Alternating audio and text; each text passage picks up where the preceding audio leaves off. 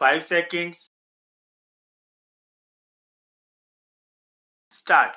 Sir, a number of important developments have taken place after the close of the budget session of this parliament.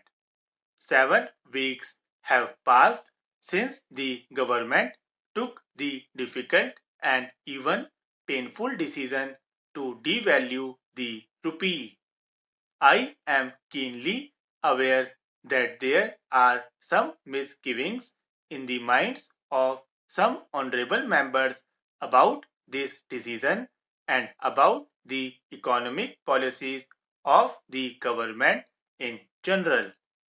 That is why I am now taking this opportunity to share my thoughts with you, sir, and to benefit by the counsel and criticism of honorable members of both sides of the house. I shall listen carefully to what honorable members have to say, and I hope I shall have an opportunity towards the end of the discussion to respond to the suggestions made and sentiments expressed in this august house. A supplement to the economic survey has been prepared and is being circulated to honorable members. Recent trends in the economy have been outlined in the supplement, and I do not intend to take much time of the house in going over the same ground. But I would like to recapitulate at the outset some of the salient developments in the Indian economy in recent years. Sir, when I presented the budget early this year, I had occasion to say that in many ways the year that was then drawing to a close had been a very difficult one. On last reckoning, agricultural production declined by nearly 15% in 2005-2006.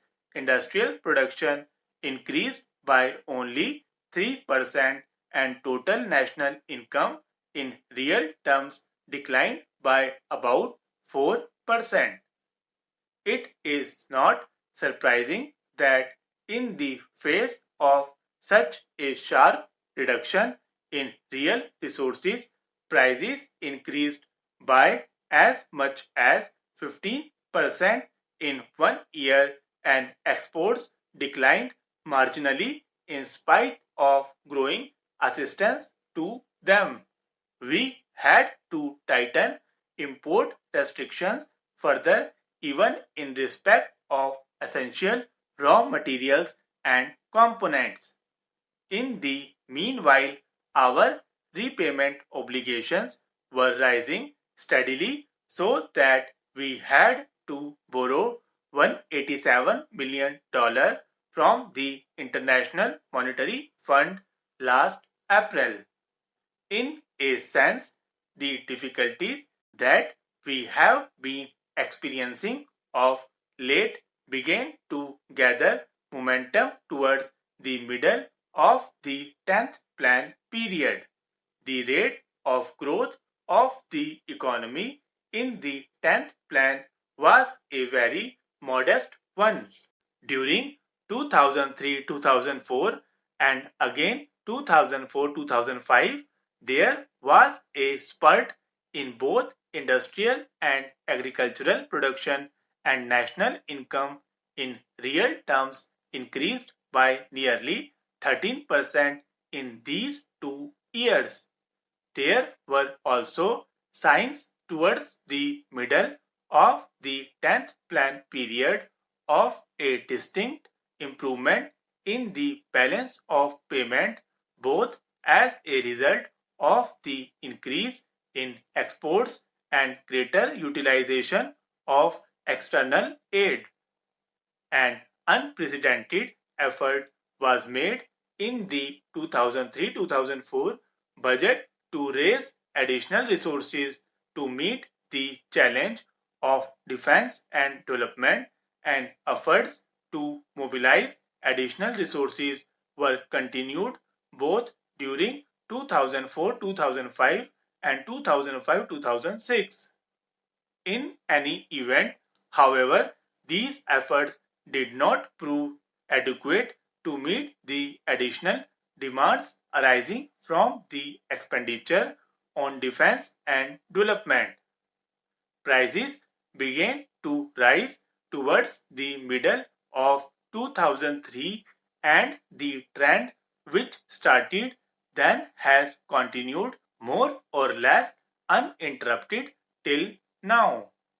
The increase in exports, which was witnessed during the first 3 years of the plan, could not be sustained, and both during 2004-2005 and 2005-2006 our balance of payments remained under heavy pressure.